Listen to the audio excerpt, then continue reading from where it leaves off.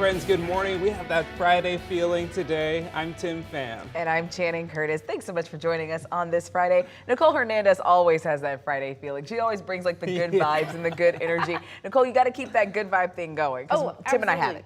Well, now we have my normal Friday energy on a Friday. Are you kidding? It's like, whew. So exciting. All right, we've got really, really beautiful day out right now. I personally really love the heat, so I am thrilled. I know Channing loves it too, but that sun is up, the sun is shining, and it is already pretty warm out. It is 65 degrees here in the Spokane area. Across the region, some spots already close to 70, Wenatchee at 67. Everyone else solidly in the 60s for their overnight temperatures right now. Sandpoint did dip down in the 50s, but we won't talk about them for right now. All right, we are a little bit hazy today as the rest of the smoke clears out of our air.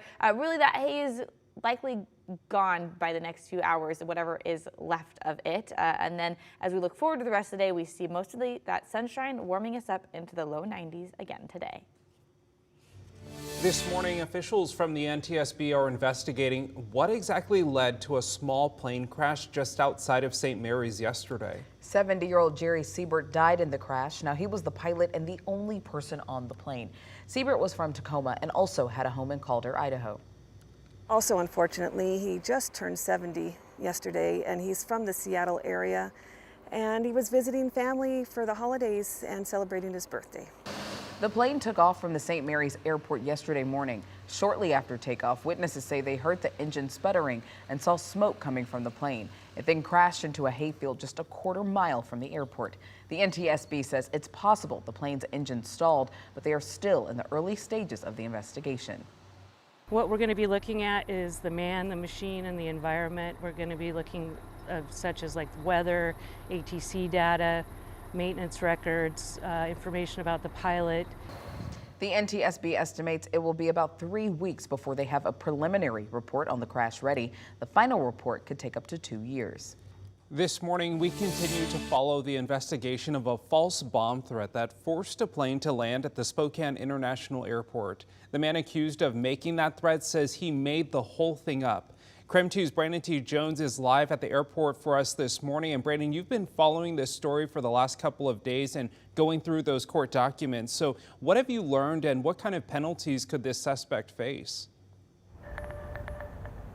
Yeah, good morning, Tim. Well, so there's a possibility this suspect faces up to 5 years in prison, and he could also pay up to a $250,000 fine. There was a lot of shocking information in those court documents, so go ahead and take a listen to this. 38-year-old Brandon Scott wrote a lengthy note threatening to blow up the plane if it landed in Seattle. He handed that note to a flight attendant and told them to notify the pilot as well. He then told investigators that he did it because he believed members of the cartel were waiting for him to land in Seattle. He said they would kill and torture him if that plane did arrive in Seattle. Shortly after the plane landed here in Spokane, no bomb was discovered on the plane, and Scott was arrested and then taken to the Spokane County Jail, where he currently remains on a U.S. Marshal hold for false information and hoaxes. KREM 2 spoke with a passenger on that flight who described what it was like when the plane landed here. I didn't really start feeling nervous until we got off of the plane and there was a police officer who was guiding us to some shuttles to take us to the airport fire station. The suspect appeared in federal court for the first time Thursday afternoon, where a judge entered a denial on his behalf. Scott told police that he didn't think of a more reasonable approach, such as calling the police or airport staff to ask for help. He just said that he was trying to get the plane diverted in any way possible outside of Seattle, and it just so happened to land here in Spokane. Records show the suspect does have a prior history of misdemeanor and felony convictions, including kidnapping and robbery. Reporting live from the airport, Brandon T. Jones, KREM 2 News.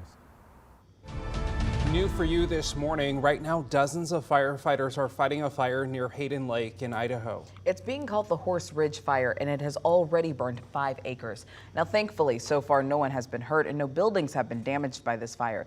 Now, the fire was first reported on Wednesday. According to our news partners at the Coeur d'Alene Press, right now officials believe that the fire was caused by a lightning strike. Planes and helicopters are collecting water from Hayden Lake and dropping it onto the fire to stop its spread. And this morning, fire crews are monitoring a brush fire that threatened homes in Pierce County. It broke out near the town of Roy in western Washington. Evacuation orders were lifted yesterday. It came several hours after a brush fire tore through brush under power lines, forcing a level 3 evacuation order. As a precaution, electricity was shut off to some 500 homes as crews worked to get a handle on the flames.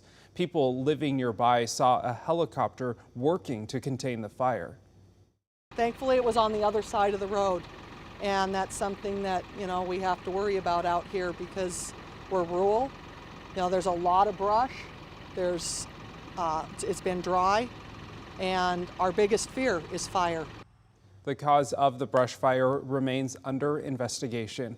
Meanwhile, Governor Jay Inslee will be in Skamania County today assessing the damage from the Tunnel 5 fire. Now, it's burning near the Columbia River and has burned some 550 acres. It's burning in steep terrain and is still just 5% contained. More than 450 fire personnel are there working to extinguish the fire. It started Sunday and has destroyed several homes. Evacuation levels were shifted less than 24 hours ago, and crews began preparing areas west of the fire, anticipating stronger winds over the next few days. Scientists with the State Department of Ecology are issuing a statewide drought advisory. So the yellow on this map here shows parts of the state that are abnormally dry, and the parts in beige are in a moderate drought. As you can see, most, if not all, of Spokane County is abnormally dry. And now there's a new warning as water supplies are falling fast after a hot May and dry spring. The state is advising water providers and users to keep a close watch. The Department of Ecology says the warmest May on record melted snow more quickly, and what surged into rivers is now spent. Now the dry weather and now drought is definitely affecting some farmers. On Mother's Day, we spent 8 hours getting irrigation out and getting water on everything, and fingers crossed it all worked, and we saved, a lot of different things that were starting to really dry out on those days. The Department of Ecology says it projects most stream flows are 75% below normal right now, and says between late April and most of June, the state got only 47% of its normal rainfall. It is 6:08. Let's take a look at your morning rush. More news in less time. New from overnight, a man was found dead inside a home after a standoff with deputies. Last night, Spokane Valley Patrol deputies were searching for a man wanted for child sexual assault. When they found someone matching that description, the man ran into a nearby home. Shortly after that, deputies heard a gunshot. When they entered the home, they found the man dead. Happening today, a man accused of murdering his girlfriend last summer is expected to be in court today. Police arrested Corbin Hood a few months later in Florida. They then extradited him back to Washington State. His hearing today is scheduled to start at 8:30 this morning. At this hour, the Kootenai County Sheriff's Office asking for help finding a husband and wife wanted for several violations. Deputies say Gene and Wendy Massey both violated their probations from the Idaho Department of Corrections. If you recognize them or know where they are, deputies ask you contact the Kootenai County Sheriff's Office. That number is on your screen. New from overnight, OceanGate says all exploration and commercial operations are on hold after the implosion of the submersible. All 5 people on board were killed, including the company's CEO. OceanGate is a Washington-based company. The Coast Guard is still investigating what caused the disaster. That is a look at your morning rush.